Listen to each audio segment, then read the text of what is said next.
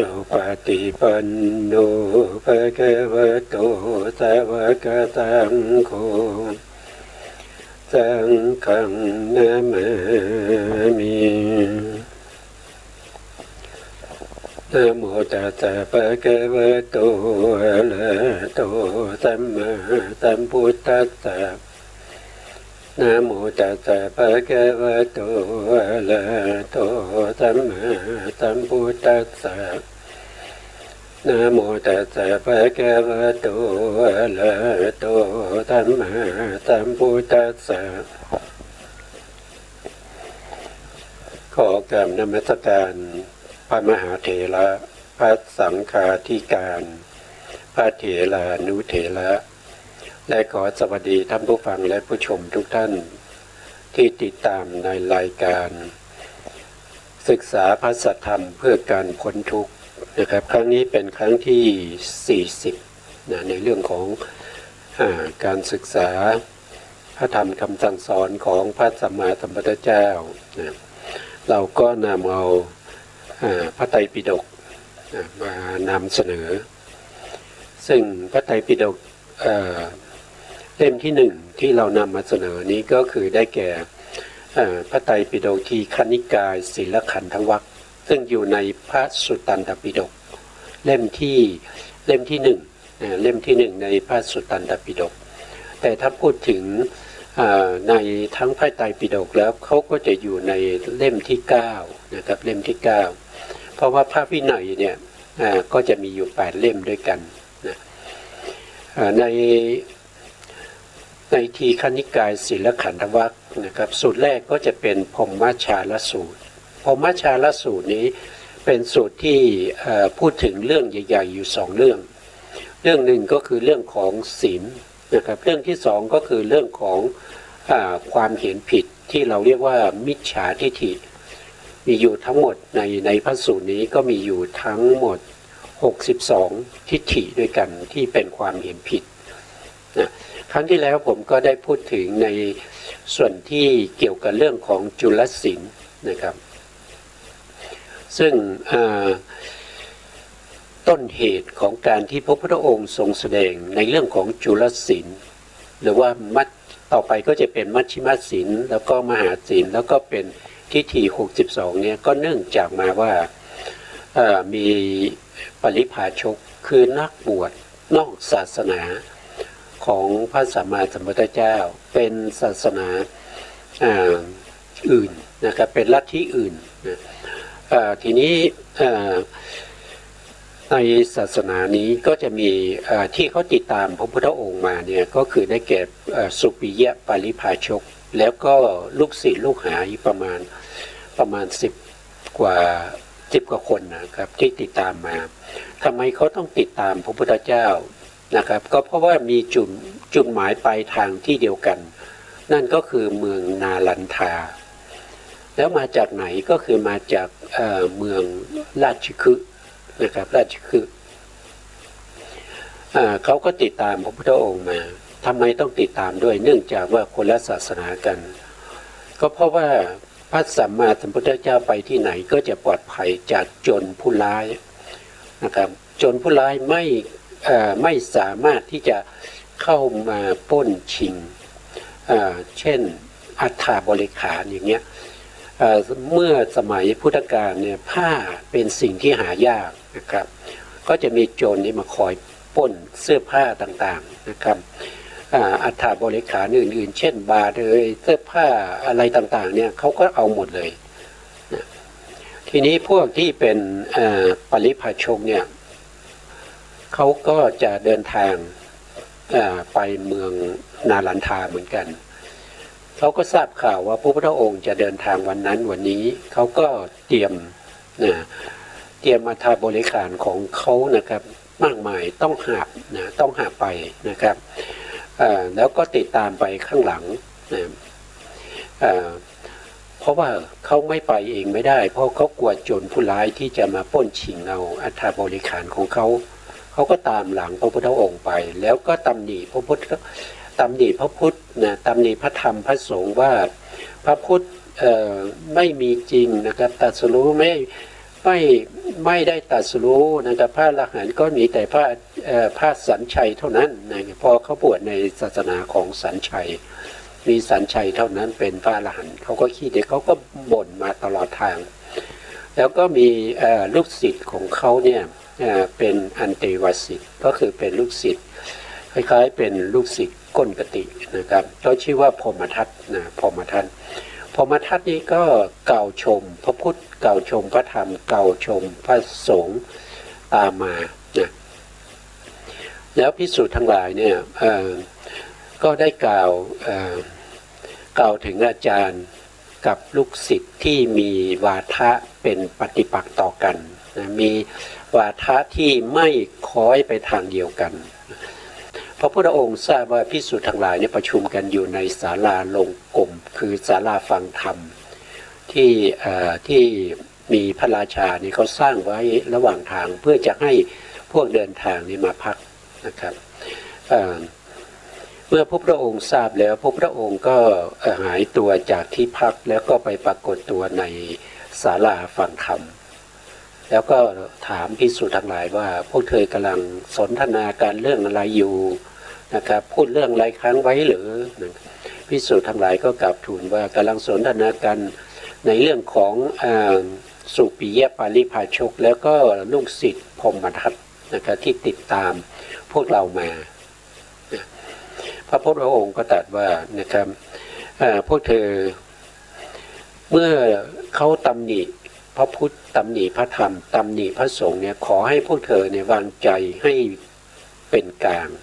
นะครับไม่เสียใจไม่ดีใจไม่น้อยใจให้ทำใจให้เป็นปกติเมื่อไหร่พวกเธอทั้งหลายทำใจรักษาใจของพวกเธอไม่ได้เมื่อนั้นพวกเธอจะประสบกับความทุกข์ประสบกับความทุกข์ก็เพราะอะไรก็เพราะว่าเวลาถ้าเขาตำหนิเราเนี่ยก็จะเกิดความเสียใจใช่ไหมครับเกิดโทสะไม่พอใจอย่างเงี้ยก็ทำให้จิตของเราเนี่ยเป็นอกุศลจิตของเราเป็นอกุศลนั่นแสดงว่ามโนกรรมเราเป็นอกุศลเมื่อมโนกรรมของเรามีกำลังมากขึ้นก็จะแสดงออกมาทางวาจาหรือทางใจทางวาจาทางกายได้ก็จะเป็นกรรมทั้งสามทวารไม่ว่าจะเป็นทางกายทางวาจาแล้วก็ทางใจเมื่อกรรมที่เกิดขึ้นแล้วเนี่ยมันย่อมมีผลนะครับกรรมที่เกิดขึ้นย่อมมีผลจะให้ผลเราได้ในโอกาสข้างหน้าเมื่อเขามีโอกาสเขาก็จะให้ผลเราเมื่อใจเราเป็นโทสะใจเราเป็นความไม่พอใจผลที่เราจะได้รับนั่นก็คือถ้าเขามีโอกาสให้ผลในปฏิสนธิการก็คือให้ผลในขณะที่เกิดเนี่ยก็จะทำให้พวกเราเนี่ยได้ไปเกิดในนรกหรือว่าเกิดเป็นถ้าโทสะนี่ไปนรกกันนะครับไปนรกนะครับแต่ถ้าไม่มีโอกาสให้ผลในปฏิสนธิการเขาก็จะให้ผลหลังจากที่เราเกิดมาแล้วอาจจะเกิดมาเป็นมนุษย์เกิดเป็นอะไรก็ตามนะครับที่เป็นบุญก็ตามเป็นบาปก็ตามถ้าเขาไม่มีโอกาสให้ผลในขณะที่เกิดเนี่ยเขาก็จะให้ผลในหลังจากที่เราเกิดมาหลังจากที่เราเกิดมาเราเรียกว่าเป็นประวัติการให้ผลในประวัติการเมื่อให้ผลในประวัติการนะครับโทสะก็จะให้ผลออกมาเป็นความทุกข์นะครับก็คืออาจจะถูกเขาตำหนิหรือว่าถูกเขาตีเขาต่อยอะไรพวกนี้นะครับก็ขึ้นอยู่กับโทสะที่เป็นกรรมที่เรามีความไม่พอใจนั้นว่ามีกำลังมากน้อยแค่ไหนนะครับในภพต่อไปหรือในโอกาสต่อไปเราก็จะได้รับผลตามกำลังของกรรมนั้นนี่ก็เป็นความไม่พอใจเมื่อได้ยินเขาตำหนิพระพุทธพระธรรมพระสงฆ์แต่ถ้าได้ยินเขาชมพระพุทธพระธรรมพระสงฆ์ก็ให้พวกเธอเนี่ยอย่าได้ดีใจหรือลำพองใจนะให้ทำใจให้เป็นกลางนะถ้าพวกเธอมีใจที่ดีใจแล้วก็ลำพองใจเนี่ยก็จะเป็นกรรมเหมือนกันเป็นอะไรกรรมก็เป็นโลภะที่มี มีความยินดีพอใจในคำชมของผู้อื่นนะอันนี้ก็เป็นกรรมเหมือนกันเป็นโลภะโลภะก็นำไปสู่ความเป็นเปรตเป็นเดรัจฉานเป็นอสุรกายอย่างเนี้ยนะครับก็สามารถให้ผลได้ทั้งปฏิสนธิการก็คือในขณะที่เกิดแล้วก็ประวัติการก็คือขณะที่เกิดมาแล้ว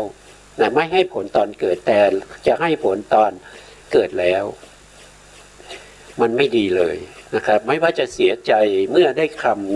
ได้รับเข้าตำหนิไม่ว่าจะดีใจเมื่อเขาชมมันไม่ดีนะครับ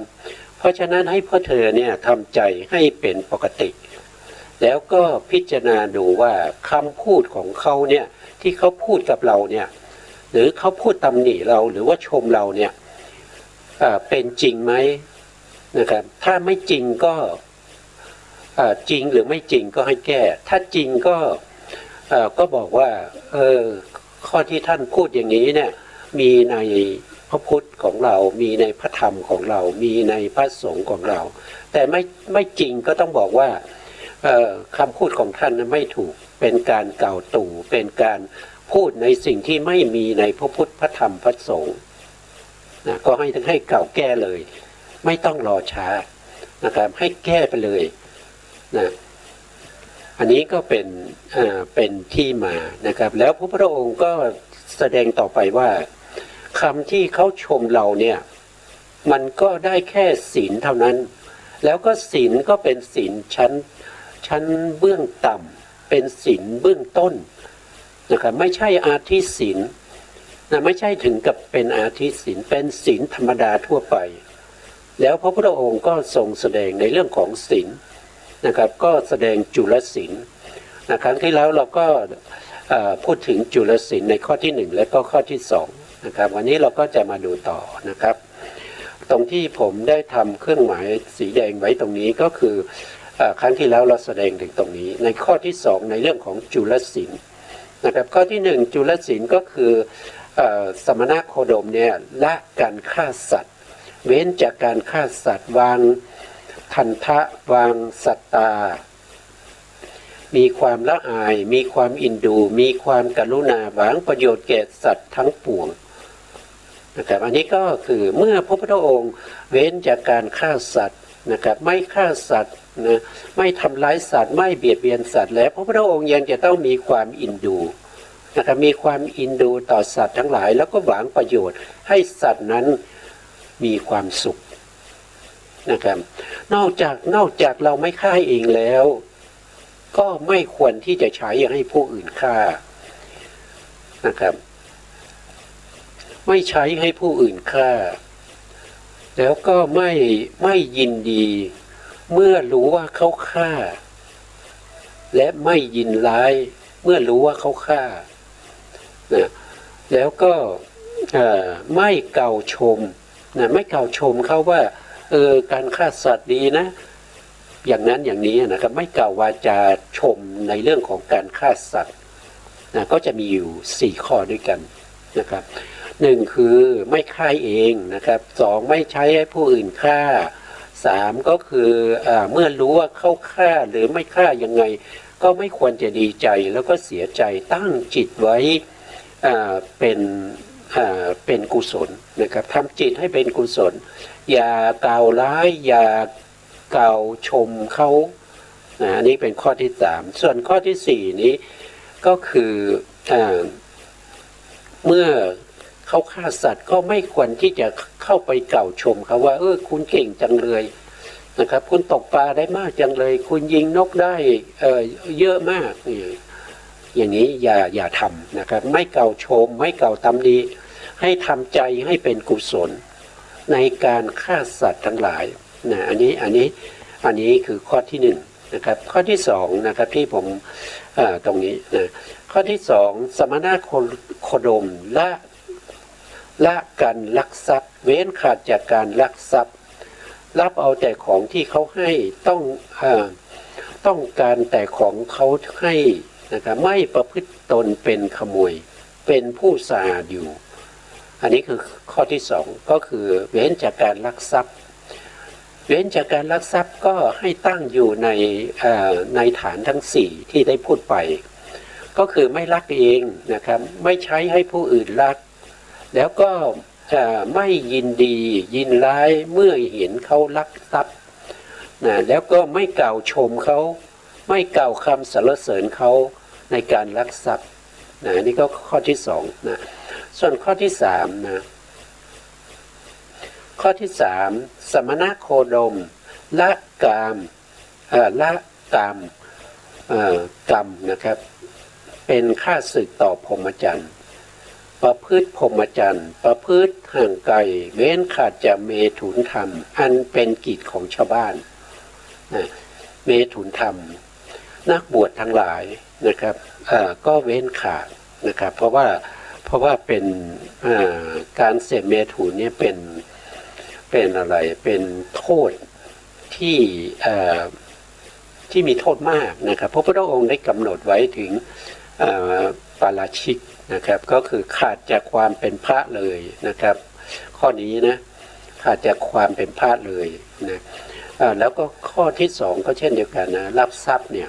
ถ้าลักทรัพย์เกินกว่า5 มาศกนะครับก็ขาดจากความเป็นพระนะครับ5 มาศกมีประมาณเท่าไหร่ปัจจุบันนี้ก็ถ้าพูดไปก็เป็นพันนะครับในสมัยพุทธกาลเนี่ยก็คือเขามี5 มาศกนี้ก็คือมีค่าของเงินหรือค่าของทรัพย์สินเนี่ยมันจะเสื่อมค่าไปเรื่อยๆจนถึงปัจจุบันเนี่ยก็น่าจะเป็นหลักพันหลักหมื่นนะครับแล้วลักษณะนี้แต่แน่นอนนี้ก็ต้องไปดูใ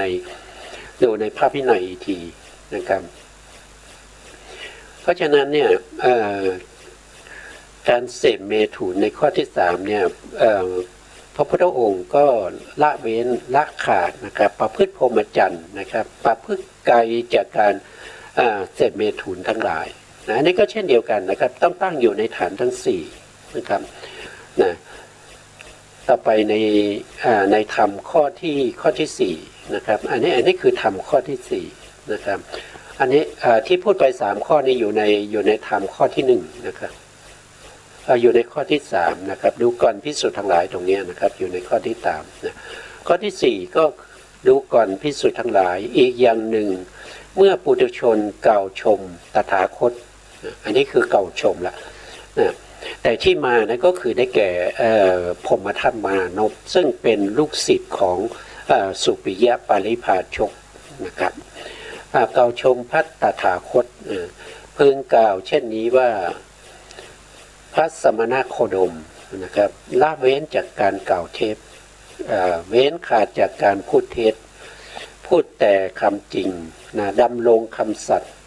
มีถ้อยคำเป็นหลักฐานเชื่อถือได้ไม่พูดหลอกลวงนี่ก็คือไม่พูดมุสานั่นเองนะครับไม่พูดในเรื่องของหลอกลวงนะครับไม่ว่าจะหลอกลวงด้วยวิธีใดก็ตามนะครับเพื่อหวังประโยชน์อะไรก็ตามนะครับหวังทรัพย์หรือว่าลาภสักการะอะไรต่างๆหวังจีวรหวังเสื้อผ้าอาหารนะบิณฑบาตยารักษาโรคอะไรพวกนี้นะครับถ้ามีการกล่าวเท็จในการที่จะได้มาซึ่งสิ่งเหล่านี้ก็เป็นสิ่งที่ไม่ดีแล้วก็การกล่าวเท็จก็จะตั้งอยู่ในฐานทั้ง4เหมือนกันนะครับไม่กล่าวเองนะครับไม่กล่าวเท็จเองไม่ใช้ให้ผู้อื่นกล่าวเท็จไม่ยินดีหรือยินร้ายเมื่อเขากล่าวคำเท็จนะครับแล้วก็4ก็คือไม่กล่าวสรรเสริญคนที่เขากล่าวคำเท็จนี่ก็เป็นศีลนะต่อไปนะครับข้อที่5นะข้อที่5สมณโคดมนะครับละสอดเสียดนะครับอันนี้สอดเสียดก็คือยุยงให้เขาแตกกันนะครับทำให้เขาไม่สามัคคีกันนะเว้นขาดจากคำสอดเสียดพูดจากข้างนี้แล้วไปบอกข้างโน้นนะครับเพื่อให้คนหมู่นี้แตกร้าว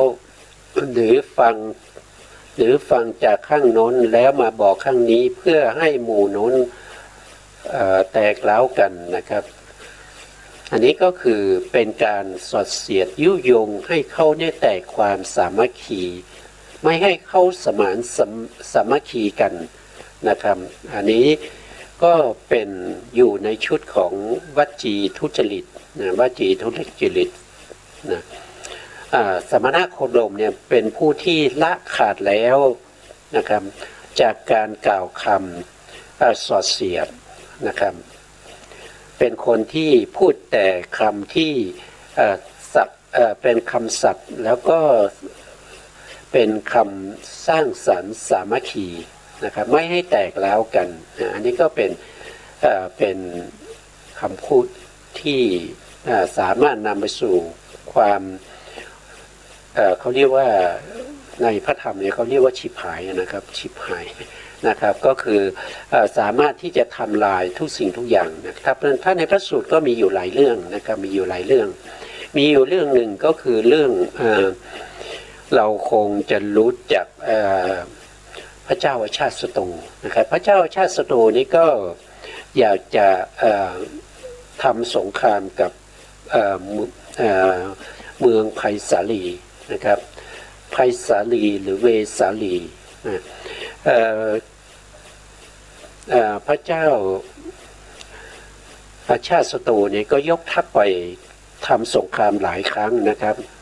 ก็ไม่สามารถที่จะปราบพวกวัชีได้ไม่สามารถที่จะทำให้เมืองไผ่สาลีเนี่ยตกอยู่ในอำนาจของตัวได้ไปลบเมื่อไหร่ก็แพ้ทุกทีนะครับก็เนื่องจากว่าเมืองไผ่สาลีหรือว่าพวกวัชีเนี่ยวัชีบุตรนี่ก็คือหมายถึงพวกที่เป็นเจ้านะครับเป็นเจ้าที่อยู่เมืองไผ่สาลีนะครับเมืองไผ่สาลีเนี่ยเขามีเจ้าเป็นพันนะเขามีเจ้าปกครองอยู่เป็นพันเขาเป็นเมืองปกครองด้วยสามัคคีนะครับหรือประชาธิปไตยนะเขาจะมีการเลือกผู้นำของเขานะครับผู้นำทั้งพวกวัชีทั้งหลายเนี่ยนะเขาก็จะเลือกขึ้นมานะครับเป็นระยะเวลาตามแต่ที่เขาจะกำหนดไว้นะแล้วพระเจ้าอาชาติศัตรูก็ยกทัพไปก็ถูกพวกวัชีเนี่ยตีพ่ายกลับมาทุกที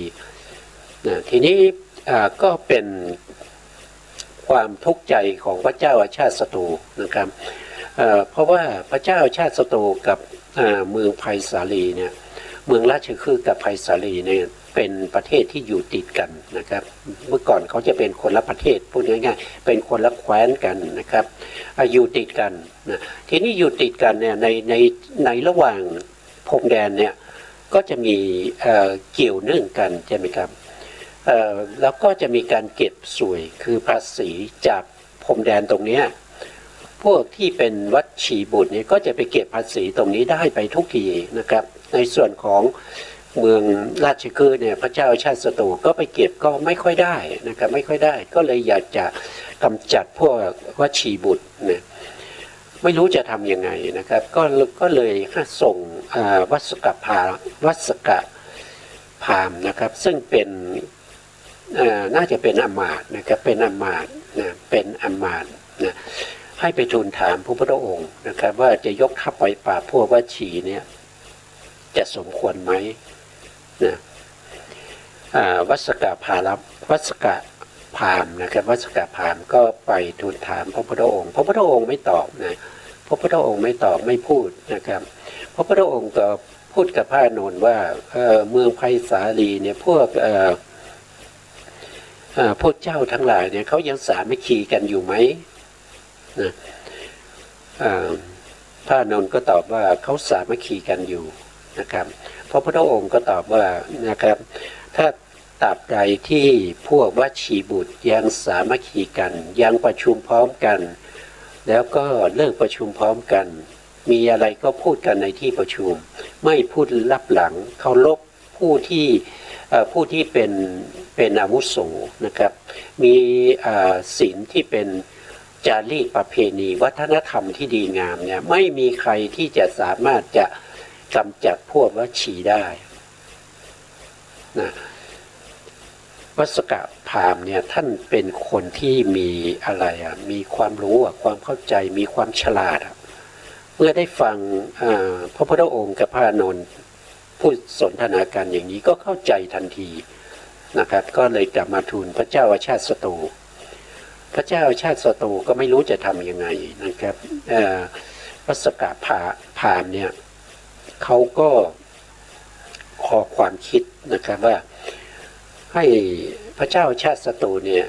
ทำโทษนะครับวัสกะพราหมณ์นะครับแล้วก็เนรเทศให้ออกไปจากเมืองราชคฤห์แล้วเขาจะไปเข้ากับพวกที่พวกเมืองไผ่สาลีเพื่อที่จะไปยุยงให้เขาแตกกันนะครับพระเจ้าชาติศัตรูก็ทำตามนะครับแล้วก็วัสกะพราหมณ์เนี่ยก็ไปอยู่กับพวกวัชีแล้วก็ไปยุยงให้พวกวัชีแตกกันนะครับพอแตกกันเรียบร้อยนะครับก็ส่งข่าวให้พระเจ้าชาติศัตรูพระเจ้าชาติศัตรูก็ยกทัพไปครั้งนี้ก็ไปลบไม่นานนะครับก็ชนะนะครับปราบพวกวัชีจนหมดสิ้นนะครับอันนี้ก็เป็นเรื่องของความสามัคคีนะครับแต่ความสามัคคีกันเนื่องจากกล่าวคำสอดเสียดใครเป็นผู้กล่าวนั่นก็คือวัสกะพราหมณ์นะครับซึ่งเป็นอำมาตย์ของพระเจ้าอาชาติศัตรูนะครับไปกล่าวยุยงให้แก่พวกวัชีแตกความสามัคคีกันนี่ก็ถ้าใครสนใจก็ไปศึกษาแล้วก็ไปอ่านได้ในถ้าในในมหาปารินิพพานสูตรนะครับจะอยู่น่าจะอยู่ในทีฆนิกายนะครับน่าจะอยู่ในทีฆนิกายก็ไปศึกษาดูนะครับไปศึกษาเพิ่มเติมได้นะทีนี้เราก็มาต่อในส่วนของเรานะครับในข้อที่6ที่เป็นจุลศีลนะครับก็คือพระสมณโคดมนะละคำหยาบละเว้นจากคำหยาบนะครับกล่าวแต่คำที่ไม่มีโทษเพราะหูนะชวนให้รักจับใจนะครับเป็นของชาวเมืองนะครับเป็นส่วนมากนะครับพูดแต่ในสิ่งที่ฟังแล้วไพเราะนะครับไม่พูดหยาบคายนะไม่พูดหยาบคายอันนี้ก็เป็นจุลศีลนะครับต่อไปข้อที่7นะครับสมณโคดมนะละคำเพ้อเจ้อเว้นขาดจากคำเพ้อเจ้อเนี่ยพูดแต่คำที่พูดถูกการพูดแต่คำที่เป็นจริงพูดแต่อัดอ้างอิงพูดอิงวินัยพูดแต่คำที่มีหลักฐานไม่มีกำหนดประกอบด้วยประโยชน์นะครับไม่พูดในสิ่งที่ไร้ประโยชน์ไร้สาระนะไม่พูดในสิ่งที่พูดให้เขาตลกหกหาขบขันอย่างเงี้ย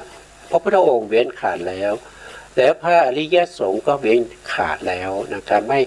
ม่ใช่พูดให้เขาหัวเราะชอบใจนะอย่างนั้นไม่มีในพระพุทธศาสนาแล้วก็ไม่มีในคำสอนของสมณโคดมนะครับหรือพระตถาคตของเรานะครับศาสดาของเรานั่นเองนะครับในข้อที่6นะครับในข้อที่6ข้อที่5นะครับข้อที่5ซึ่งเป็นข้อที่8ในศีลนะครับสมณโคดมเว้นขาดจากการภาคพืชพืชคามนะครับภูตคามก็คือหมายถึงว่าพระพุทธองค์เนี่ยเว้นขาดจากการที่อย่างเช่นตัดต้นไม้อย่างเนี้ยไม่ทำนะตัดต้นไม้ถอนหญ้าอย่างเงี้ยก็ไม่ทำนะครับตัดหญ้าก็ไม่ทำนะครับขุดดินอย่างนี้ก็ไม่ทำนะครับแม้กระทั่งภูตคามหรือสาหร่ายในน้ำนะครับในน้ำนะพระพุทธองค์ก็ไม่ทำลายนะครับแล้วก็เป็นมีอันนี้มีน่าจะอยู่ในศีลที่เป็นศีลนะครับเป็นศีลเหมือนกันนะครับว่าพระพุทธองค์ได้ห้ามพระภิกษุทั้งหลายเนี่ยภาคพืชคามแล้วก็ภูตคามก็คือหมายถึงว่าพืชที่มีสีเขียวนะครับมีเรื่องเล่าอยู่เรื่องหนึ่งนะครับสมัยนั้นเป็นสมัยที่พระพุทธองค์ทรงบัญญัติศีลในข้อนี้แล้วไม่ให้พระภิกษุทั้งหลายตัดต้นไม้ ถอนหญ้าตัดหญ้านะไม่ให้ทำนะถ้าจำเป็นต้องทำก็ให้พวกที่เป็นคนวัดนะครับหรือว่าเป็นสามเณรแต่วิธีการที่จะใช้ให้เขาทำเนี่ยก็ไม่ใช่ว่าบอกให้เขาไปตัดนะต้องมีคำพูดที่เลี่ยงจากการใช้คำว่าตัดหญ้าตัดถอนหญ้าขูดดินอะไรพวกนี้ไม่ใช้คำเหล่านั้นให้ก็ใช้ว่าให้เธอไปพิจารณาต้นไม้นั้นนะครับเขาก็จะเข้าใจนะเขาก็จะเข้าใจเขาก็จะไปตัดเนื่องจากเขาต้นไม้นั้นมันรกเกินไปนะครับอย่างนี้มีเรื่องเล่าอยู่เรื่องหนึ่งนะครับมีพระภิกษุสงฆ์รูปหนึ่งนะครับเขาโดยเขาอาศัยเรือนะครับข้ามฟากนะครับเสร็จแล้วเขาก็นั่งอยู่ที่ขอบเรือแล้วก็ใช้มือนี้ก็ลาไปตามน้ำเรือก็แล่นไปนะครับแล้วมือเขาเนี่ยก็ไปคล้องเอากับสาหร่ายในน้ำทำให้สาหร่ายนั้นขาดไปนะครับเขาก็ไม่ได้ระวังนะครับเขาก็คิดว่าแค่นี้คงไม่เป็นไรนะครับเขาก็ไม่ได้ปรงอาบัติอะไรนะอยู่มาหลายปีนะครับเขาก็ถึงเวลาที่จะต้องตายนะมรณะนะทีนี้เวลาที่ใกล้ตายนะประมาณสัก 4-5 ชั่วโมงหรือว่าครึ่งวันอย่างเงี้ยเขาก็จะเห็นแต่สาหร่ายนะครับสาหร่ายที่เขาทำให้ขาดไปโดยความไม่ตั้งใจแล้วก็ไม่ปรงอาบัติก็มาพันอยู่ที่คอนะครับหลับไปเมื่อไหร่ก็พันคอทุกทีเขาก็คิดที่จะปรงอาบัติเพราะสิ่งพวกนี้เป็นสิ่งที่ปรงอาบัติได้นะแต่ก็ไม่มีพระภิกษุสงฆ์นะครับที่จะให้เขาปรงอาบัติได้นะเขาก็มรณะไปตามอารมณ์ที่เขาได้รับเขาเรียกว่าเป็นอารมณ์ที่ใกล้ตายนะครับก็จะมีอยู่3อย่างนะครับถ้าใครฟังมาก็จะฟังมาบ่อยๆก็คงจะเคยได้ยินนะครับอารมณ์ที่1ที่นำสัตว์ทั้งหลายไปในภพภูมิต่างๆนั้นเรียกว่าเป็นกัมมะอารมณ์กัมมะอารมณ์ก็คือเป็นอารมณ์ที่เราเคยกระทำแล้วในภพนี้หรือภพก่อนๆนู้นนะที่เป็นอดีตมาแล้วที่เคยทำนะก็จะมาปรากฏในขณะที่เราใกล้ตายเวลาปรากฏเนี่ยก็เหมือนกับว่าเรากำลังทำกรรมนั้นอยู่นะจริงๆเราไม่ได้ทำเราใกล้ตายแล้วเรานอนอยู่บนที่นอนเพราะว่ากำลังก็ไม่รู้จะเอากำลังที่ไหนไปทำนะครับก็มีความรู้สึกเหมือนกับตัวเองอยู่ในสถานการณ์อย่างนั้นแล้วก็กำลังทำกรรมที่ตัวเองเคยทำอยู่เลยนะครับอย่างเช่นคนที่เขาเคยไปชนไก่บ่อยๆเนี่ยเขาก็จะเห็นว่าเขาอยู่ในบ่อนไก่แล้วก็กำลังเชียร์ไก่ของตัวเองที่กำลังชนกันอยู่เลย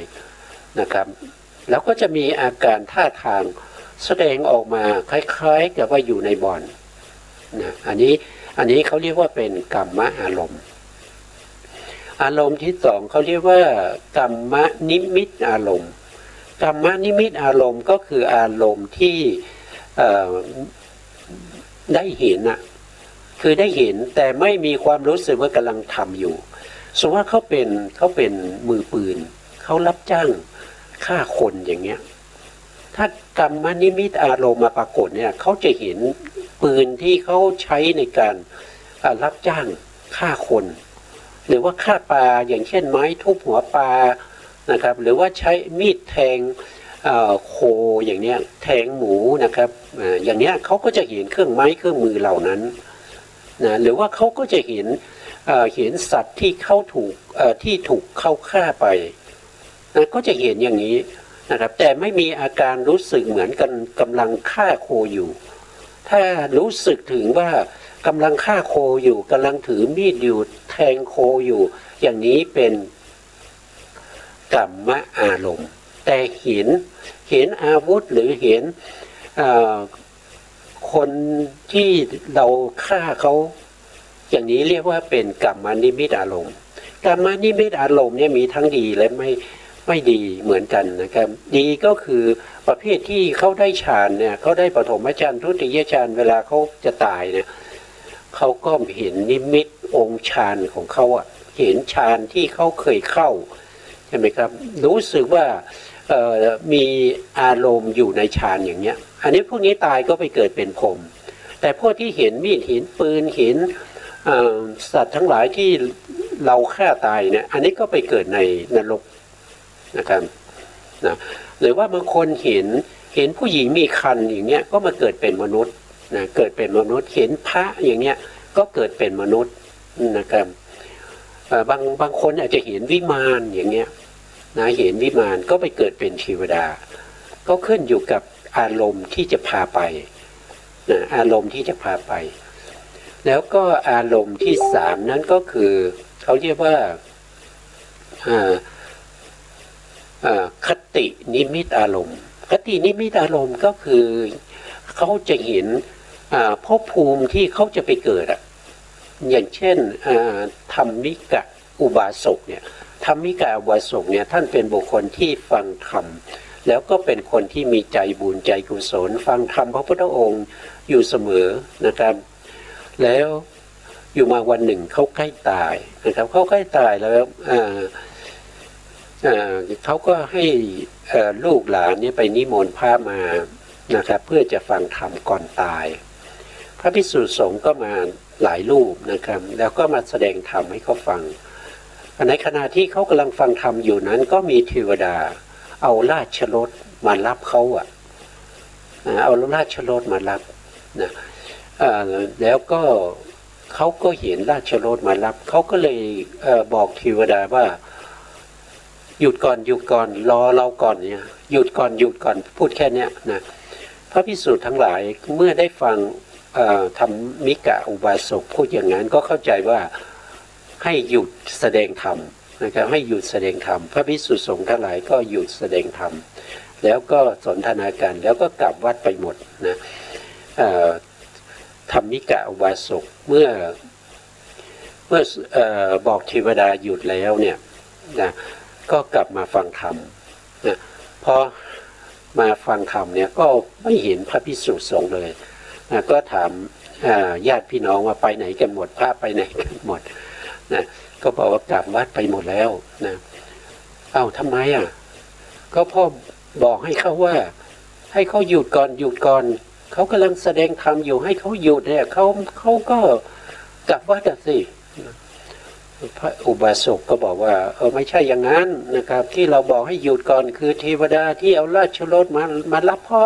ให้หยุดก่อนพ่อกำลังฟังธรรมอยู่นะครับพวกลูกหลานก็หาว่าพ่อเนี่ยเผลอไปแล้วนะครับใกล้ตายแล้วนะเผลอแล้วพูดอะไรก็ไม่รู้เรื่องนะครับอุบาสกก็บอกให้ลูกหลานว่าเอาพวงมาลัยมานะครับแล้วก็พวงมาลัยมาแล้วก็โยนขึ้นไปบนอากาศโดยอธิษฐานว่าถ้าจะได้ไปเกิดในสวรรค์ชั้นไหนเนี่ยก็ให้พวงมาลัยเนี่ยไปคล้องรถคันนั้นนะแล้วก็โยนไปนะครับเมื่อโยนไปเนี่ยพวงมาลัยก็ลอยอยู่กลางอากาศนะครับลูกหลานที่เห็นก็พ่อของเรานี่เป็นคนมีบุญจะได้ไปเกิดบนสวรรค์นะครับเพราะว่ามีราชรถมารับอันนี้ก็เห็นอะไรก็เห็นภพภูมินะครับก็เรียกว่าเป็นคตินิมิตอารมณ์อันนี้ก็เป็นอารมณ์ที่สามนะครับสัตว์ทั้งหลายในการเวียนว่ายตายเกิดจะต้องมีอารมณ์สามอย่างนี้อย่างใดอย่างหนึ่งและแต่ละอย่างก็จะมีข้อปลีกย่อยไปอีกมากมายนะครับเป็นอารมณ์ในขณะที่ใกล้จะตายแล้วก็จะนำสัตว์เหล่านั้นไปเกิดในภพภูมิต่างๆตามสมควรแก่อารมณ์ที่ปรากฏในขณะใกล้ตายนะอันนี้เป็นสัจธรรมเป็นความจริงมันเป็นมาอย่างนี้นะครับ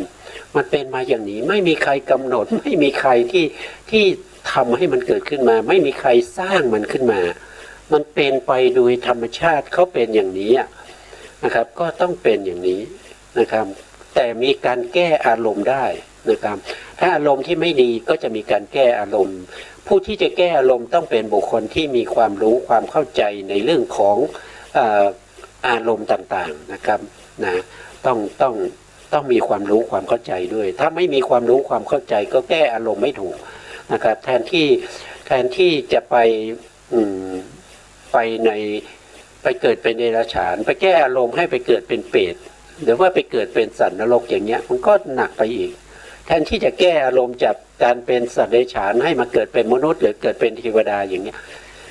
กลับไปแก้ไปซ้ำเติมอารมณ์ให้เขาได้รับกรรมที่หนักยิ่งขึ้นนะครับอันนี้ต้องเป็นผู้รู้นะครับที่จะแก้อารมณ์ได้นะอันนี้ก็พูดไปแล้วนะครับในเรื่องของการที่เรื่องของพืชสีเขียวที่หมายถึงว่าพืชนั้นยังสามารถที่จะงอกได้อะไรพวกนี้นะครับนะบางอย่างเนี่ยถึงแม้ตัดไปแล้วเนี่ยมันยังสามารถไปปักชำได้นะครับอันนี้ก็ต้องดูนะครับต้องดูให้ดีไปดูในเรื่องของพระวินัยก็จะมีพูดไว้เยอะอยู่นะครับต่อไปในข้อที่9นะครับสมณโคดมนะครับฉันหนเดียวนะครับเว้นการฉันในเวลาตรีนะครับเว้นขาดจากอาหารรับอาหารในเวลาวิกาลนะครับก็เว้นพระพุทธองค์นะครับสมัยพุทธกาลนี่ก็ฉันแค่ครั้งเดียวนะครับบิณฑบาตแล้วก็ฉันที่บ้านของโยมหรือว่าบางทีก็รับอาหารมาแล้วก็มาฉันที่วัดนะครับก็ครั้งเดียวเท่านั้นอันนี้ก็มีเรื่องเล่าอยู่นะครับมีพระภิกษุสงฆ์รูปหนึ่งอย่าเล่าดีกว่านะต่อไปในข้อที่10นะครับในข้อที่10นะในข้อที่10สมณโคดมเว้นขาดจากการฟ้อนลำขับร้องประโคมดนตรีดูการละเล่นอันเป็นค่าศึกต่อกุศลนะอันนี้ก็ต้องระวังนะครับเมื่อเราดูเนี่ยเราดูได้นะครับเราดูอะไรก็ได้ดูแล้วจิตของเราเป็นกุศลไหมนะครับจิตเราเป็นไปกับกุศลเป็นไปกับเรื่องของความเห็นไปตามความจริงเห็นไปตามอริยสัจสี่เห็นความเป็นอนิจจังทุกขังอนัตตาไหมนะครับอย่างเช่นอุปติสสะและโกริตะนะครับซึ่งชื่อเดิมของพระสารีบุตรและก็พระโมคคัลลานะนะครับไปดูละครบนยอดเขานะครับแล้วเขาก็มานึกคิดถึงว่านะคนที่แสดงอยู่บนนั้นกับคนที่นั่งดูอยู่ข้างล่างนี้ไม่ถึง100 ปีก็ตายกันหมดไม่ถึง100 ปีก็แยกย้ายกันไปนะครับไม่รู้ว่าจะไปกันที่ไหนนะครับแล้วก็เกิดธรรมะสังเวชก็ออกแสวงหาโมกขธรรมอย่างเงี้ยก็มาจากไหนก็มาจากการที่ไปดูนะครับไปดูการแสดงต่างๆแต่เขาดูเป็นเขาไม่ได้ดูอย่างอิงไปกับเรื่องของละครเรื่องของภาพยนตร์นะครับแต่เขาน้อมมาพิจารณาในตัวของเขานะครับว่าไม่นานก็จะต้องอำลาจากกันนะครับแล้วก็ต้องไปเกิดใหม่เนี่ยสำคัญที่เกิดใหม่นะเพราะว่าเวลาเราตายไปแล้วเนี่ยตายนี่ก็ไม่กลัวนะครับมันก็ตายอยู่มันเกิดแล้วมันต้องตายแน่นอนไม่ตายนะครับแต่ที่สำคัญก็คือจะไปเกิดที่ไหนนะไปเกิดที่ไหนนะเกิดในที่ดีเนี่ยจะได้พบพระพุทธศาสนาจะได้พบพระธรรมของพระพุทธเจ้าไหมจะกลายเป็นมิจฉาทิฏฐิหรือว่าเป็นกลายเป็นศาสดาของมิจฉาทิฏฐิไปแล้วจะทำยังไงนะครับอันนี้เป็นเรื่องที่น่ากลัวนะครับเป็นภัยในวัฏสงสารนะต่อไปนะครับในข้อที่11นะสมณโคดมเว้นจากการทับทรงประดับตกแต่งร่างกายด้วยดอกไม้ของหอมเครื่องปัดทิมผิวอันเป็นฐานแห่งการแต่งตัวอันนี้ก็ไม่มีนะครับไม่ได้ทาแป้งรองพื้นนะครับไม่ได้ทาเขียนคิ้วทาลิปนะครับแต่งตัวนะครับ พื่อให้ผู้อื่นเห็นแล้วก็เกิดความดีใจชอบใจอย่างเงี้ยไม่มีในพระภิกษุสงฆ์นะครับพระภิกษุสงฆ์จะต้องมีผ้า3 ผืนเท่านั้นนะครับแล้วก็ผ้า3 ผืนนี้ก็จะต้องเป็นผ้าที่ไม่ใช่ว่าเวลาห่มแล้วมุ่งหวังจะให้ร่างกายเนี่ยสบายนะครับไม่ใช่อย่างนั้นนะครับไม่ใช่ให้สวยงามไม่ใช่ให้ไปผู้อื่นเห็นแล้วก็ติดใจไม่ใช่อย่างนั้นการที่สวมใส่หรือว่าห่มเนี่ยพวกนี้ก็ต้องมีการพิจารณาปัจเจเวกว่านะครับเพื่อป้องกันความเย็นความร้อนนะครับเพื่อป้องกันเหลือกยุงลมแดดที่จะมาทำอันตรายแก่ร่างกายนะครับเพื่อให้อยู่ประพฤติพรหมจรรย์ได้อย่างนี้นะครับก็ต้องมีการพิจารณาไม่ใช่ใส่แล้วก็มีจิตใจที่เริงร่าชอบใจติดใจในผ้าทั้งหลายในเครื่องประดับต่างๆอย่างนี้นะครับมันก็ไม่สมควรนะครับมันไม่ใช่เป็นธรรมของสมณะมันไม่ใช่เป็นธรรมของผู้ที่รักษาศีล8นะมันเป็นธรรมของบุคคลที่เป็นชาวบ้านนะเป็นปุถุชนนะต่อไปในข้อที่12นะครับสมณะโคดมเว้นขาดจากการนั่งนอนบนที่นั่งที่นอนอันสูงใหญ่อันนี้ก็คือภายในก็ยัดด้วยนุ่นและสำลีอย่างเงี้ยนะครับไม่ควรจะนั่งนอนบนที่นั่งที่นอนอันสูงใหญ่เพราะอะไรก็เพราะว่าเวลาไปนั่งแล้วเกิดความติดใจชอบใจใช่ไหมครับติดใจชอบใจในการสัมผัสที่ได้นั่งที่ได้นอนอย่างเงี้ยก็ติดใจก็เมื่อมีการติดใจนั่นก็คือโลภะมูลจิตเกิดขึ้นแก่เราเมื่อนั้นก็ทำให้เราเนี่ยได้กรรมที่เป็นอกุศลกรรมที่เป็นโลภะในช่วงที่เป็นชวนะตอนแรกนี่ก็อยู่ในใจมันดีที่ชอบใจก็อยู่ในใจแต่นานเข้มีกำลังมากเข้าก็จะต้องไปหาซื้อซื้อไม่ได้ก็ต้องมีการลักทรัพย์อย่างเงี้ยมันเป็นเหตุเป็นปัจจัยให้เราไปเป็นอกุศลทางกายทางวาจาต่อไปไม่สมควรต้องเว้นขาดส่วนพระสมณโคดมก็คือพระพุทธเจ้าของเราเว้นขาดแล้วในสิ่งเหล่านี้นะครับถึงได้บัญญัตินะครับไม่ใช่ว่าพระพุทธองค์ยังทำไม่ได้เลยนะครับแล้วก็มาบัญญัติให้พระภิกษุสงฆ์เนี่ยมาทำอย่างนี้ไม่ใช่นะครับถึงแม้พระพุทธองค์เนี่ยเดิมทีเนี่ยเป็นถึงเจ้าชายนะครับละทรัพย์สมบัตินะครับละฐานะของตัวเองแล้วก็มาบวชอยู่ในป่าอย่างเนี้ยนะครับละเว้นได้ทุกสิ่งทุกอย่างที่เป็นข้าศึกต่อพรหมจรรย์ไม่มองเห็นสิ่งเหล่านี้ว่าเป็นสาระเลยนะครับสิ่งเหล่านี้เป็นสิ่งที่นำไปสู่อบายนำไปสู่ความทุกข์นำไปสู่ในวัฏสงสารเป็นสิ่งที่สมณโคดมและก็สาวกของสมณโคดมเนี่ยจะต้องเว้นขาดจากสิ่งพวกนี้นะต่อไปในธรรมข้อที่7นะครับแต่เป็นข้อที่4ในข้อที่14ในจุลศีลนะจุลศีลสมณโคดมเว้นขาดจากการรับธัญญาอาหารดิบก็คือหมายถึงว่ารับธัญญาก็คือพวกข้าวเปลือกอย่างเงี้ยนะครับข้าวเปลือกอย่างเงี้ยรับไม่ได้นะรับไม่ได้แต่เป็นข้าวสารนี่ยังรับได้นะครับข้าวที่เขาสีแล้วนะครับยังพอรับได้นะรับแล้วไม่ใช่ว่าไปหุงกินเองนะครับรับแล้วก็ให้ผู้อื่นไปหรือว่าให้โรงครัวเขาไปจัดการเองนะครับธัญญาก็คือข้าวเปลือกที่ยังสามารถที่จะไปปลูกให้งอกขึ้นได้อย่างนี้รับไม่ได้นะรับไม่ได้นะมีหลายเรื่องนะครับมีหลายเรื่องก็ไปศึกษานะครับผู้ที่สนใจก็ศึกษาในพระวินัยได้นะข้อที่15สมณโคดมเว้นขาดจากการรับเนื้อดิบนะเนื้อ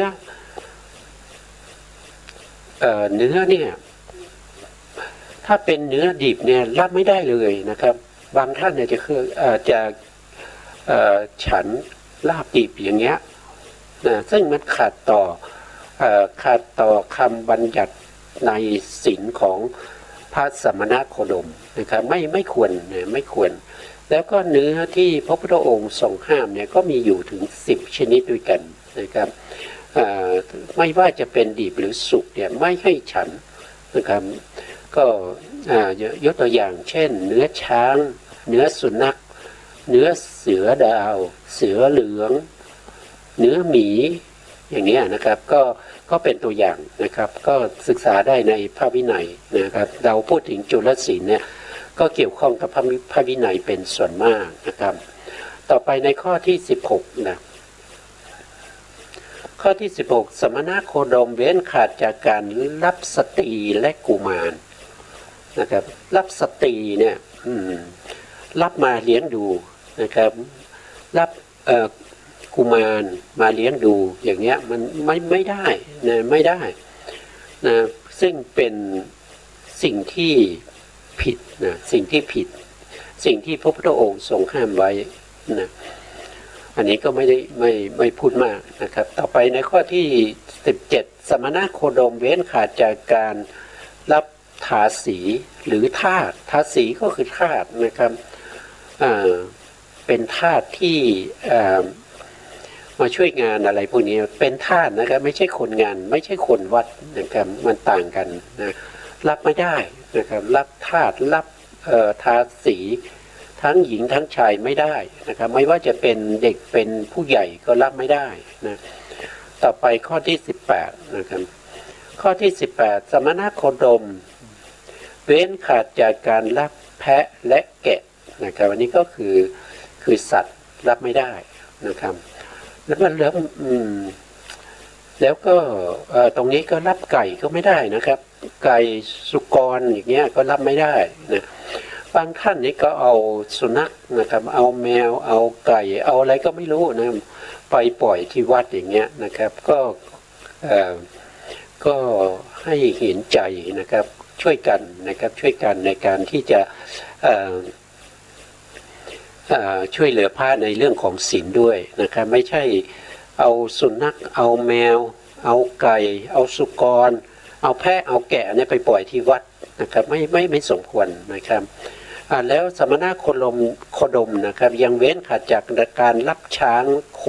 ม้าลาด้วยนะสมณโคดมเว้นขาดจากการรับไร่นาที่ดินนะครับไร่นาที่ดินไม่ได้นะไม่ได้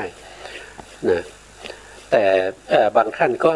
ฉลาดในสำนวนนะครับเขาซื้อที่ดินหรือว่าเขามีที่ดินนะเขาจะถวายวัดเนี่ยเขาไม่ได้บอกว่าที่ดินนะเขาบอกว่าขอถวายสวนป่านะครับเป็นที่ปฏิบัติธรรมของพระภิกษุนะครับถวายสวนป่าจริงๆสวนป่านั้นก็บางทีก็เป็นไร่เป็นนานะครับแต่เขาก็ไปปลูกต้นไม้ไว้ 2-3 ต้นให้เป็นป่าอย่างเงี้ยแล้วก็ถวายแก่วัดไปนะครับอย่างนี้ทำได้นะครับแต่ถ้าบอกว่าผมขอถวายไร่นะครับ5 ไร่5 ไร่10 ไร่อย่างเงี้ยไม่ได้นะครับถวายนา3 ไร่อย่างเงี้ยไม่ได้ที่ดิน45 ไร่อย่างเงี้ยก็ไม่ได้นะครับอย่างนี้รับไม่ได้เลยนะ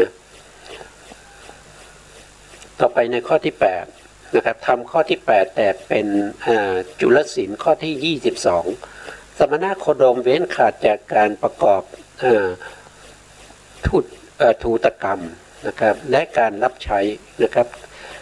ทูตกรรมนี้ก็คือการรับใช้นั่นเองนะครับก็คือเป็นทูตเป็นสื่อพูดง่ายๆว่าสื่อนะครับเอาข้อความทางนี้ไปให้ทางนู้นนะแล้วก็รับข้อความทางนู้นมาส่งทางนี้อย่างเงี้ยเหมือนคล้ายๆไปรษณีย์อย่างเงี้ยทำไม่ได้นะครับทำไม่ได้นะถ้าทำก็ผิดนะครับแล้วก็รับใช้ชาวบ้านเช่นไปเลี้ยงลูกให้แก่ชาวบ้านอย่างเงี้ยนะครับไม่ได้นะครับไปช่วยทำงานอย่างเงี้ยก็ไม่ได้ช่วยตักน้ำนะครับช่วยอะไรผ่าฟืนอย่างเงี้ยทำไม่ได้นะครับนะอันนี้ก็เป็นจุลศีลเอาใกล้จบแล้วเอาให้จบเลยนะครับ ต่อไปในข้อที่23สมณโคดมเว้นขาดจากการซื้อขายไม่ได้ด้วยนะครับไม่ว่าจะซื้อขายอะไรก็ตามไม่ได้นะไม่ว่าจะซื้อขายเสื้อผ้าจีวรนะอัฐบริขารอย่างเงี้ยไม่ได้นะครับขายพระพุทธรูปขายเครื่องรางของขลังอย่างเงี้ยก็ไม่ได้นะต่อไปสมณโคดมนะครับเว้นขาดจากการโกงนะครับโกงด้วยตาช่างนะครับหรือว่า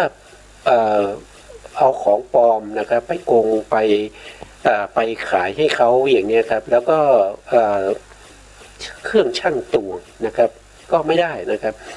พวกนี้ทำไม่ได้นะครับข้อที่25นะครับสมณโคดมเว้นขาดจากการรับสินบนนะครับล่อลวงนะครับการตลบตะแลงนะครับอันนี้ก็ไม่ได้โดยเด็ดขาดนะช่อโกงไม่ได้นะครับหลอกลวงไม่ได้นะครับข้อที่26สมณโคดมเว้นขาดจากการตัด